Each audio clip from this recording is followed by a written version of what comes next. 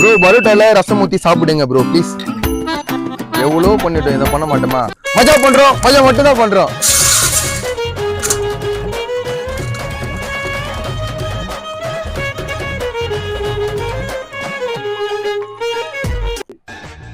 மக்களே, பரோட்டாவும் ரசமும் நீங்க சொன்னது டேஸ்டிங் எப்படி இது பார்க்கலாம். ஸோ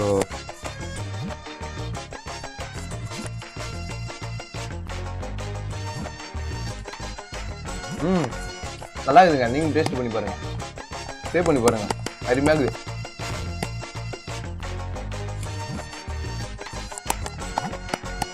சாப்பிடும் போது நல்லா இருக்குது ஜனங்களே. நல்லா சாப்பிட்டு முடிச்ச பிறகு புளிப்பாகுது. நல்லா இருக்குது. உங்களுக்கு அதான் மஜா பண்ணுறது எல்லாம் சப்ஸ்கிரைப் பண்ணுங்க.